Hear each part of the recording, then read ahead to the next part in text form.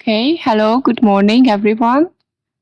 It's nice to see you again. And now I would like to announce that we are starting the second day of What is to be Done conference. And it's my great pleasure and honor to announce Jérôme Bazin, who we invited to present a keynote paper.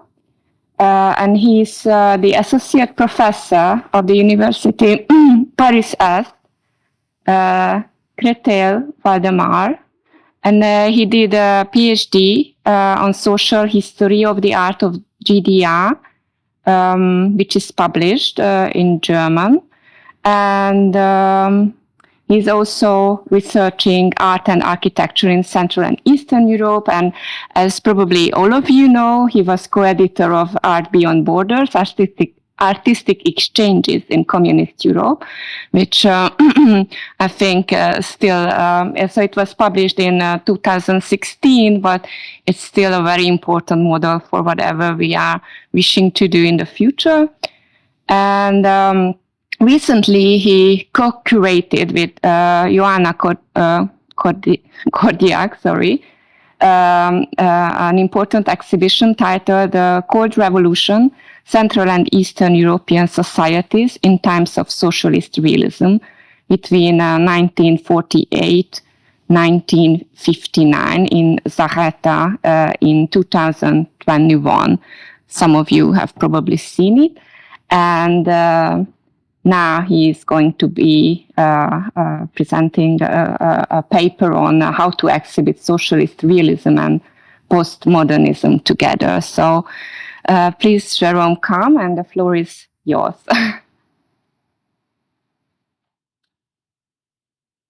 Thank you for the introduction. Yes, so, and thanks for the invitation and for being here. I will try to wake us all up, and I will try not to put back to sleep. Actually, I'm supposed to teach right now in France, and I postponed. So I know I will try to do what I try with my students to wake up an audience when it's very, very early. It's a real challenge. So, I propose this title, How to Exhibit Socialist Realism and Postmodernism, Modernism and Postmodernism. It's not an ongoing project that I have. It's more the result of reflection, and I wanted to propose that with you, really with this idea of what is to be done as possible, potential research, and I will go there. A topic for discussion, something I think can be fruitful. And you were very nice quoting the book Art Beyond Borders, and it was about artistic circulations.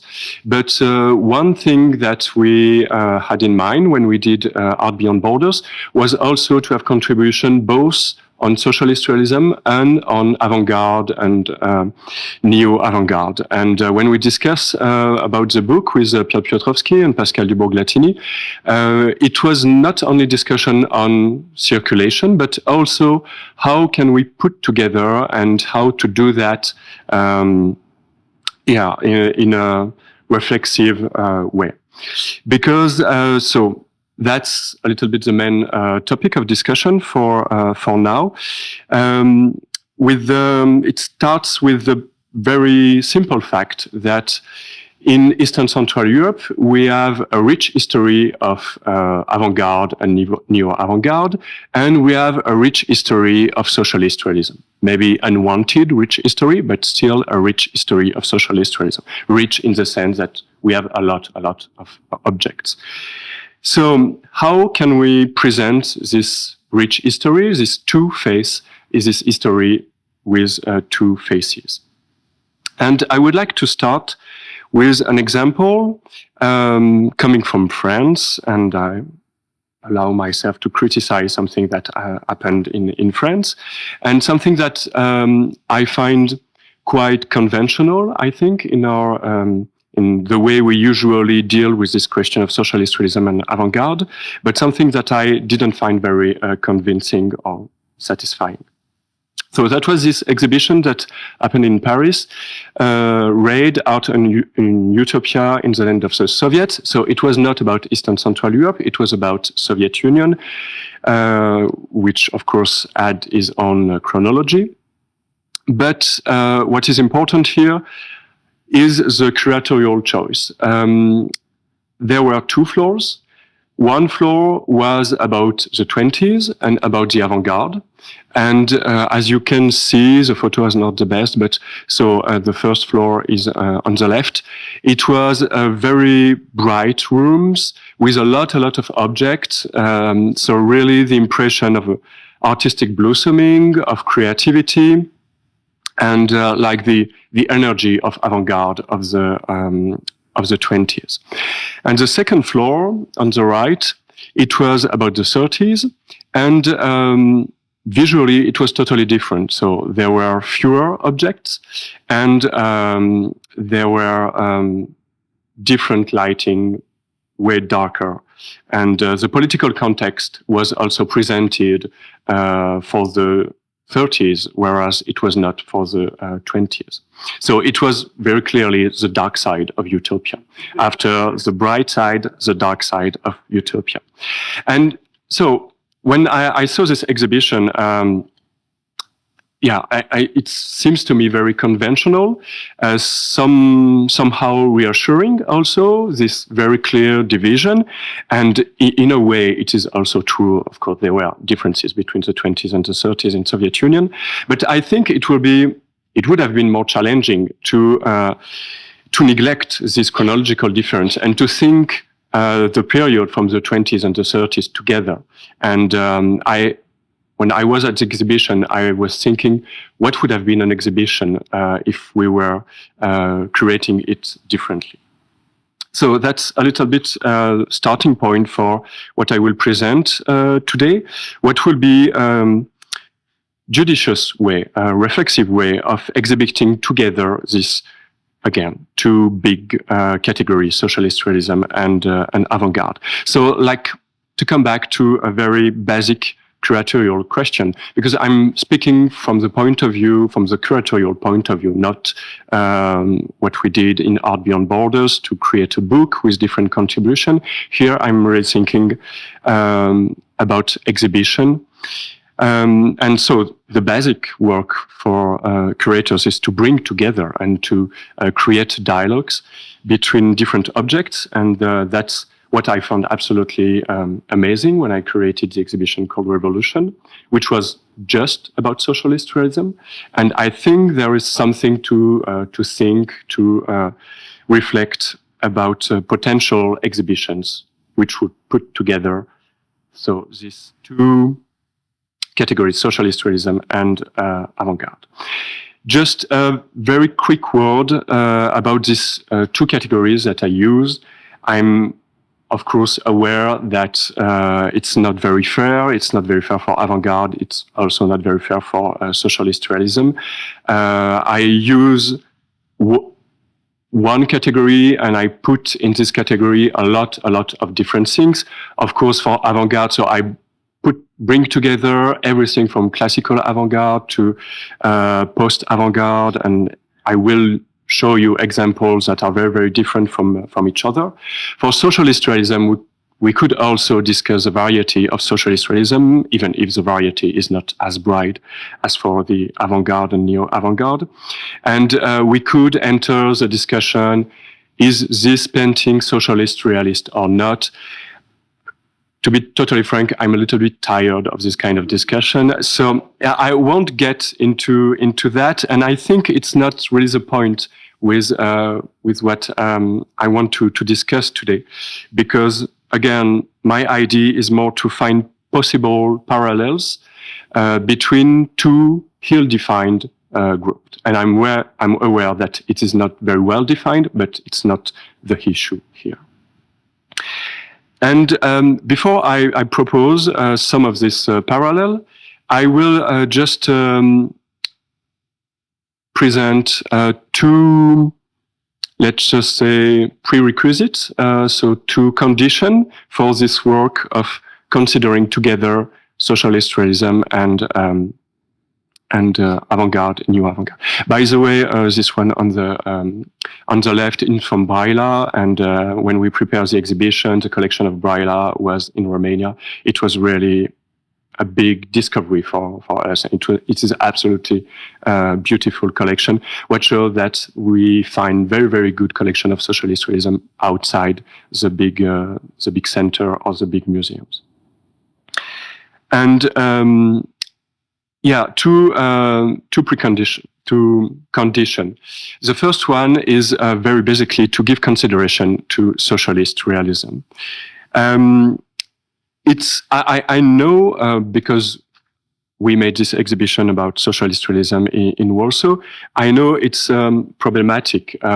It's not always problematic to present socialist realism, but in some place or for some people, it is still problematic. And I know that when I say that we bring together socialist realism and avant-garde, in a way, I put them on the same level. So I give consideration to what is not very well considered or what is sometimes, for some people, neglected. And when I say it's not always problematic, I know also that many museums present their collections from their socialist realist collection. As you can see here in Sofia, the National Gallery. I was also, to just give you an example, in Zielona Góra in Poland, and in the permanent rooms of Zielona Góra. I don't know exactly when they put that this way. They present not everything for their collection, but collection from the different times, including socialist realism, as you say, and very conventional with Bierut in the center. And next to so new avant-garde and 18th century paintings. So socialist realism is sometimes presented in museum as one of the art, and so it's not always problematic, but it doesn't mean because it is presented that it is looked, that we look at this kind of painting the same way that we look other creations. And I will just insist a little bit to this, what is problematic to give consideration to socialist realism. I find it interesting, but I know, and I think it's true, that it is problematic. Of course, socialist realism, by definition, by its name, supported dictatorship. It was so it agreed with the political project of the communist dictatorship, whereas modern art or avant-garde, new avant-garde were more distant or political in a different way. We discussed this morning. Of course, socialist realism was public, and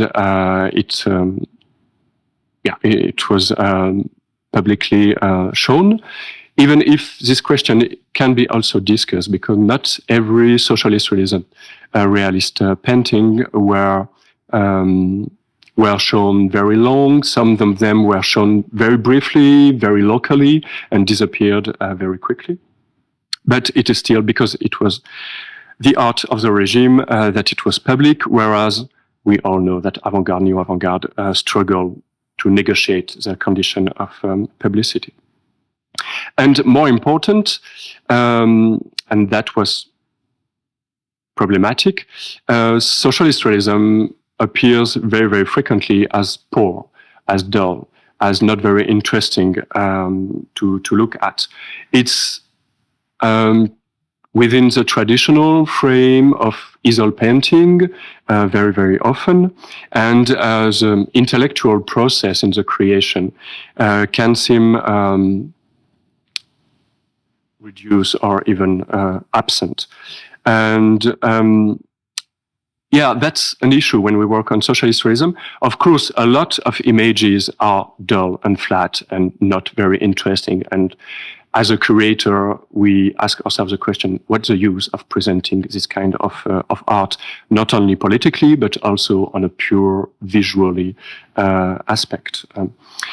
But some of the paintings, and that's what we presented in Warsaw during this exhibition, and I had the immodesty of putting an image of the exhibition in Warsaw called Revolution.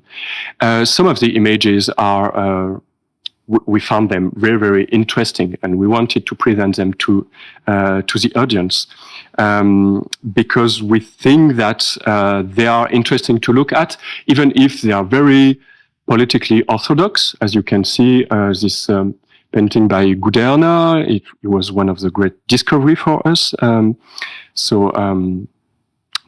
most of his paintings are in the Slovak National Gallery. But we really like how all of his paintings, many of his paintings, and for this one particularly, so it's about the army, but I found it interesting how he precisely is working with the dull aspect of socialist realism, even in the colors. All these dull colors, but different dull colors. The question of how he works on the bodies, how the bodies are a little bit flat, quite flat if you are looking at the human bodies, but some of the objects, like the chair, like the flowers, so reproduction doesn't it's not fair for the painting. We should have the real painting in front of us.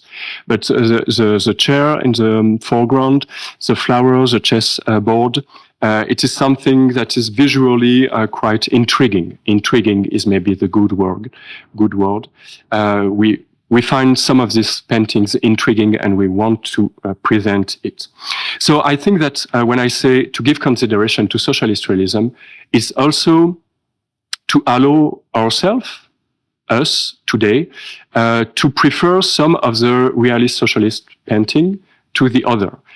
Some are really not intriguing, not interesting, and others are more interesting to show. And we don't have, maybe we don't have to put forward the best known images, the Lenin Prize, the Stalin Prize, or the images that were shown at this time. Maybe we have to search in many different museums and to find great paintings like Camille in Braila, or this creation by Guderna. By the way, it's really immodest to speak about his own exhibition, but I like what the scenographer did with this wall in the middle of the room, with this idea of really presenting, with this series of triangles, putting forward these images that are both dull and intriguing. The second condition, prerequisite, is to give up the usual chronological narrative about the 20th century. It's, again, a little bit ambitious, but it just, what I call the usual chronological narrative is the way of dividing 20th century into different periods and to reduce socialist realism to one time.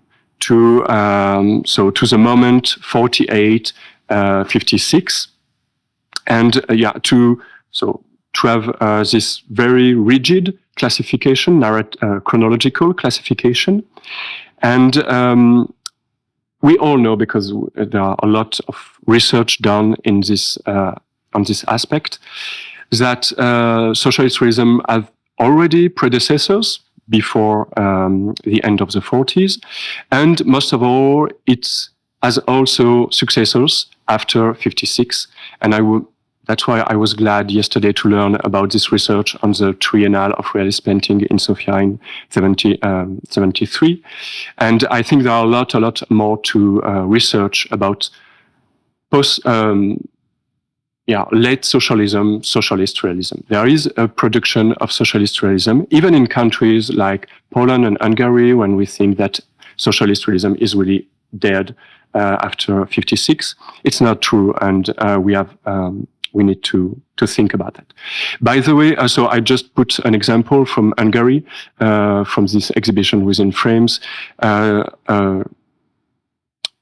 lithography etching from 62, and I find it interesting because it's a really socialist realist topic, the arrival to the new apartment. We have examples in the Soviet painting for that. And I find it interesting to find it again in the 60s. And I was also interested in this book that you, everybody knows it, your contribution, Irina, about periodization and the role of some dates and the fact that we have to go beyond this strict chronological division. Just, I hurry up a little bit. I know it's complicated to go beyond this chronology when we work on one single artist, because very often we have one artist has different faces in his work, and Mathis Deutsch is quite interesting for that, because so from Brasov, he has this creation, so classical avant-garde from the interwar period, then this weird, figurative, fascinating art from the 40s, and then the socialist realist period. And all of this was presented, or also elaborated on a curatorial point of view during this exhibition. And so when we think about periodization, we have also to think about what we do with the periodization of each artist. But I won't present something on one single artist. I will present what I call common concerns. So 6 possible topics. You tell me if when time is up. So 6 possible topics for a fruitful fruitful confrontation between socialist realism and avant-garde and neo-avant-garde. I just mentioned very quickly the first two ones. So common concerns between socialist realism and avant-garde, of course, gender, and I say of course because there was this great exhibition, Gender Check, and Edith, you participate to it. So maybe there was already discussion on how to put very closely works from socialist realist works and avant-garde and neo-avant-garde. But so the gender question is, of course, one of the main topic that comes to mind. The second, we spoke a little bit about it yesterday. It's a concern for nature and environment that both categories have in common. Well, I also skip, I go quite quickly. There will be probably a lot to think about that. Maybe socialist realism is not just about dominating nature and transforming nature, and avant-garde is not just about anxiety about this transformation. We saw yesterday that the situation, the discourse of every creation could be quite complicated. And I love this poster, so from the 50s, from Prague, because it is very conventional socialist realism, but when you look at the color, the effect of the cloud, it is still something, it has something dark. It's a really intriguing representation of the transformation of nature. And for neo-avant-garde, maybe it was not all about anxiety about with the transformation of nature. But I'm going to the third common concern for the future, present and future, so the relationship to time. And I quote this common concern because it's already something that we find in the writing of Boris Groy, so it's not something totally original, that socialist realism and avant-garde have this in common, that they anticipate future, that they make future visible, and that they, in a way, prepare the way to reach future. Of course, with this example of New Avant-Garde by Wojciechko, it's a really reflexive creation about this march of time, this progress of time. Other example about cosmos, about relationship to cosmos, would be more directly futuristic. and the futurist aspect of a new avant-garde. But for socialist realism, the question is also tricky and I think more complicated than what we expect. I show you this image again from Bratislava, because it's very illustrative of this topic of relationship to time. So the old time represented by the old peasant with the traditional costume, and the new time, the new peasant with the machine and everything. But I find this, we presented this painting in the exhibition, I find it a little bit too illustrative. As I say, not intriguing enough, maybe for an exhibition. It is quite straightforward. And I also think that socialist realism or images from socialist realism had a more complicated relationship to time. The present, the fact that many images represented the present situation was quite important. That's the realist part of socialist realism. That's something we have to think about. What is the realist part? The embeddedness in present situation, the embeddedness in the here and now. And very often, if I just show you the next slide, images like that, we are really in the here and now of the production. And I think that present is quite an important dimension in socialism and socialist realism, more than the future. The future is something quite vague in socialist realism. So it was just to say, to quote these three first points. I will take a little bit more time to the next points, if I can. So the fourth common concern, there are six at all, don't be afraid. The fourth common concern is work, which is a usual topic when we are speaking about socialist realism. And even we could criticize what we did with Joanna Kordiak on the exhibition called Revolution, because when we reassess socialist realism, to use this word that I honestly never understood what really reassessing means in English, but when we reassess socialist realism, we are focusing on images on work. And more than images about political figure and things like that. So we give the priority to images on work. And we were, and we are still are interested with all the representation of the work, of the skill, the difference between skill work and unskilled skilled work. The representation of the gesture, of the adaptation of the body to the work, also the representation of the observation, how workers observe their what they do, and something this dimension of socialist realism, something very calm, very slow in a way. Like really workers are mastering their work.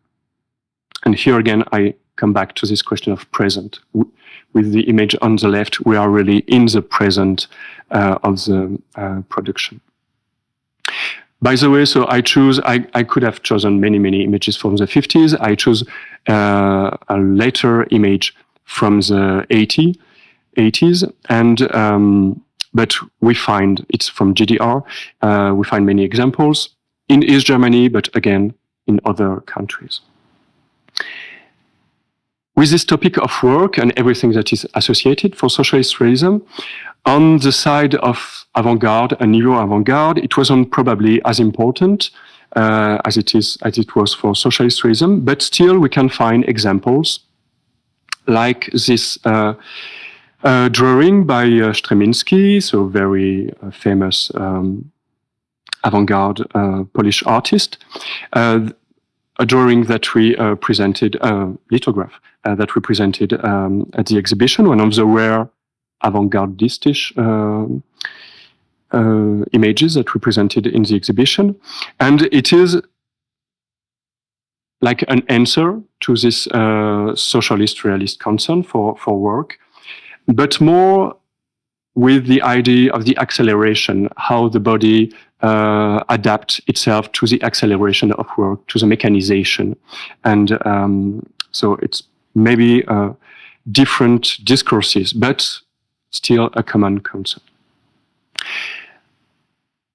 With the idea of future research, potential research, I still have in mind that events that were organized in the 70s and the 80s, the plenaires, need to be investigated and researched. So the plenaires, the French word plenaires, it was organized by state factories and so financed by state factories, and it invited artists to create inside or next to the factory, sometimes about work, sometimes not, very often with the material that was produced by the factory, so metal or chemical products, things like that.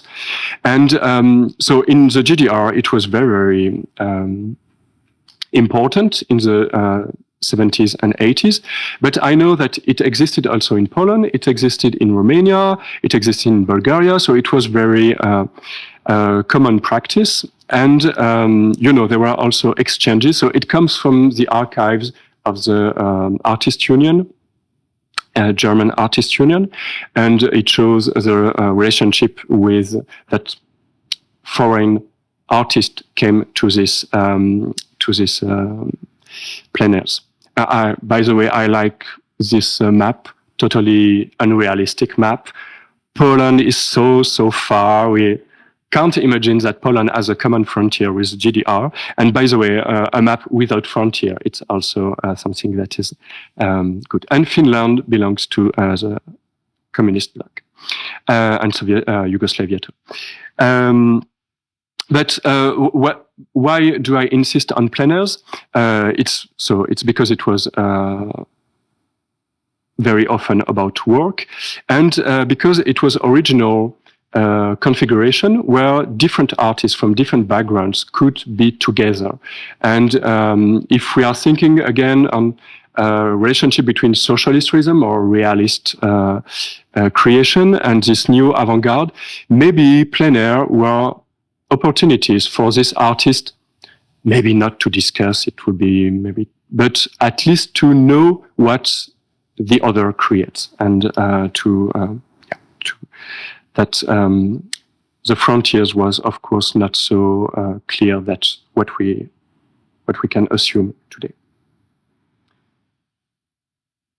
Fifth common concern is the question of materiality and surface, and here it's a little bit.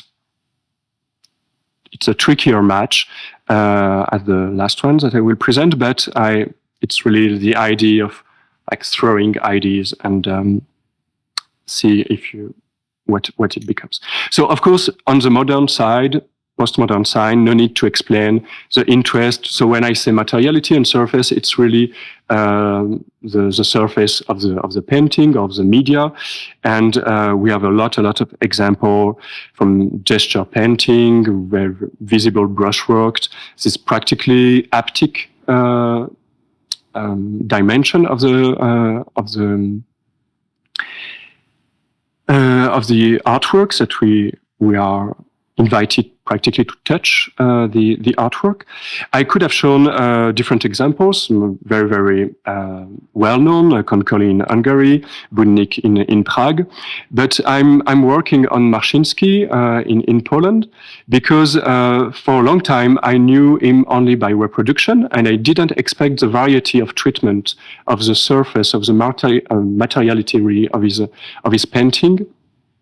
And Marcinski, so this Polish abstract artist that he did paintings like that in the 50s and in the 50s is also interesting because he was presented in Moscow in 58, and so his abstract paintings were shown next to socialist realist paintings, and he was even present in Soviet caricature.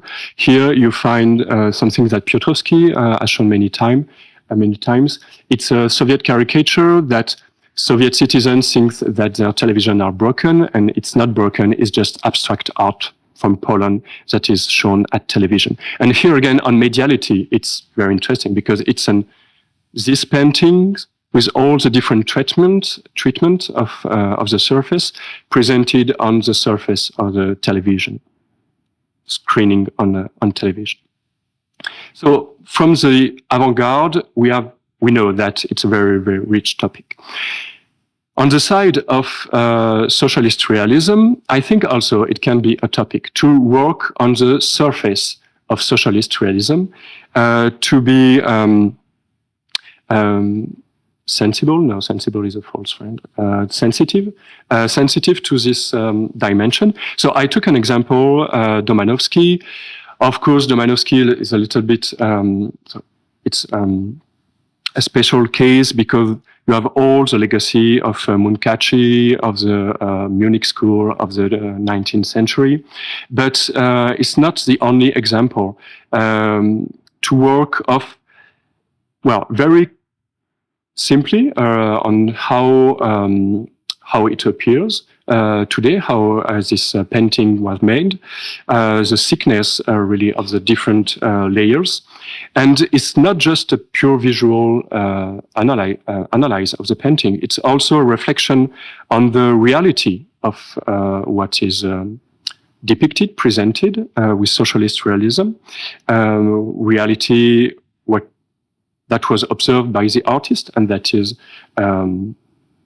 made visible by painting. So how material world was made visible in socialist realism? I think that's a question we need to think about. Guderna in Bratislava is the best example for that. We have wonderful still lifes from Guderna with this question of how real is the object that we have in front of us.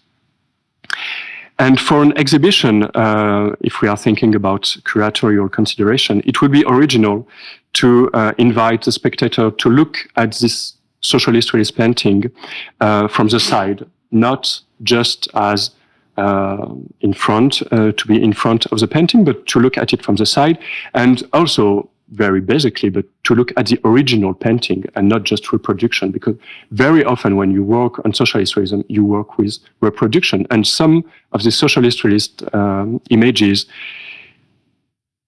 don't exist anymore, or we don't know where they are, and so we work with reproduction. And the main idea, the big question is, how flat was really socialist realism? And I think we could work on that. I have even something, how you say, twisted in mind.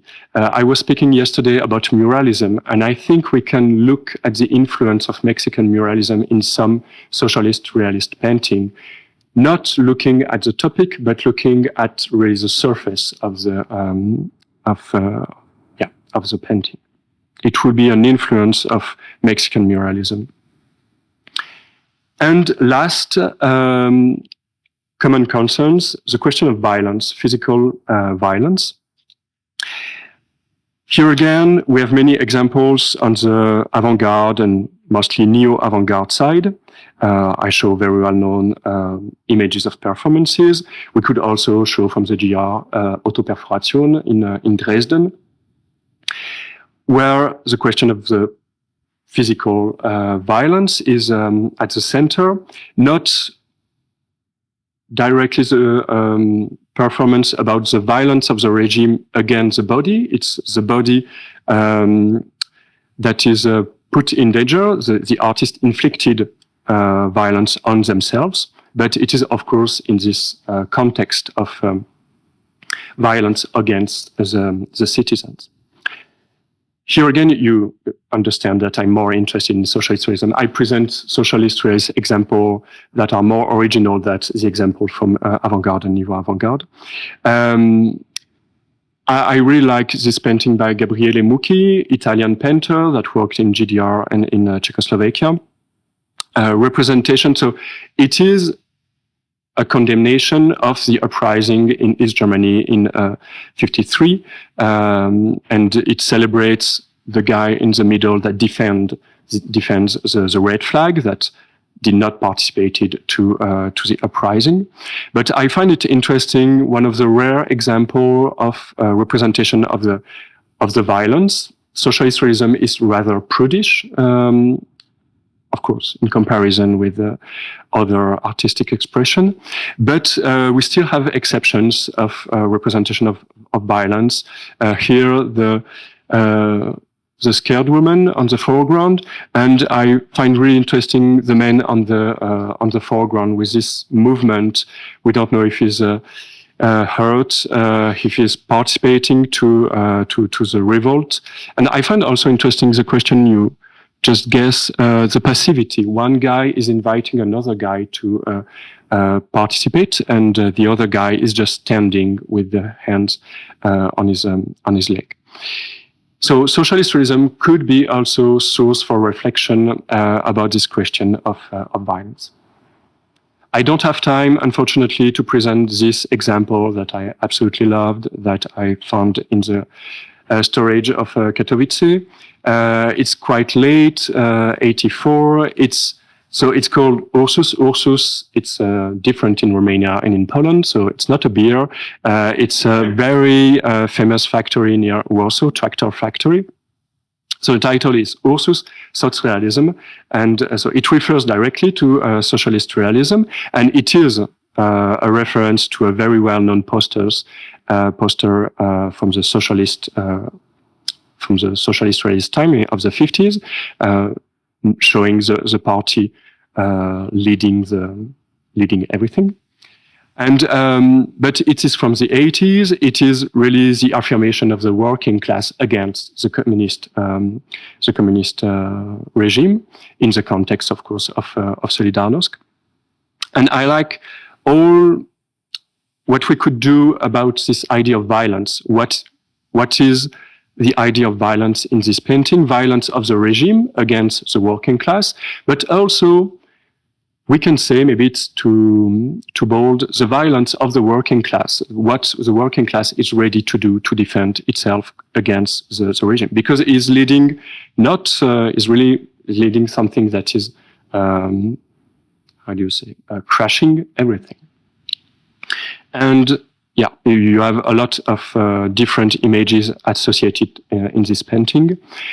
Every image is also related to a violent episode in Polish history. So I guess my time is, I don't have time anymore.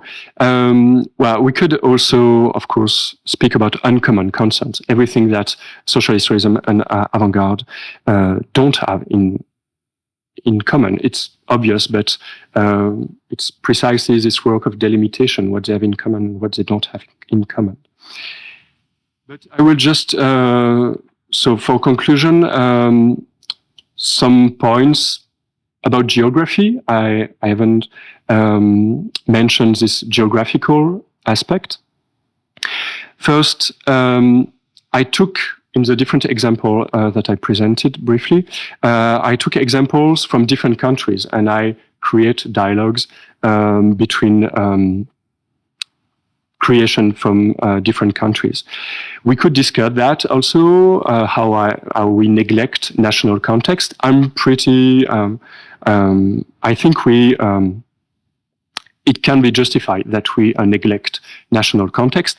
Of course, by doing that, I also create the category Eastern European, Eastern and Central European, Europe, because I took example in this area. So I create also, I neglect national scale, but I create this bigger scale and it can be discussed. That's what I prefer to do, but I know that it can be also object of discussion. The second point is that by considering socialist realism and new avant-garde, so by valorizing socialist realism, as I said in the introduction, we also give more space to countries that are not so present. And I'm working now on Bulgaria, and it's true that Bulgaria is maybe one of the less considered countries with Albania or other countries, because, well, I think because the avant-garde and new avant-garde is not similar to the other countries, but also because I think it has this very rich tradition of socialist realist art, and yeah, again, I think that we can give more consideration to other countries when we give more consideration to socialist realism. And I will really stop with that. It can also have consequences on the research about something that is very, very common today, the research, the analysis of the exchanges between Second World and Third World, because Third World also is dealing with this question of coexistence between socialist realism and different kind of avant-garde. So well, I don't have time to present that, and you probably know this book. We can also find examples of exhibition from socialist time, where we had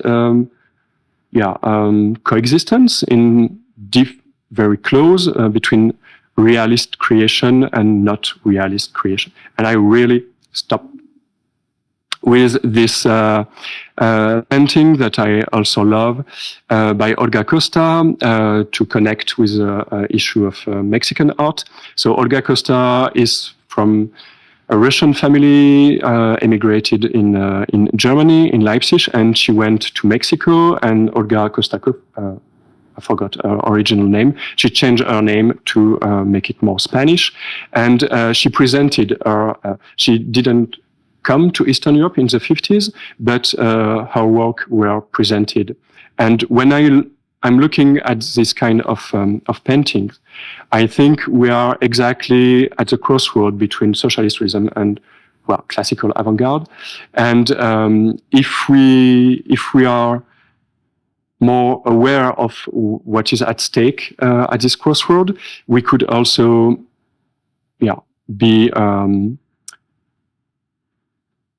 we could also better understand this kind of creation coming to the Third World. Thank you very much.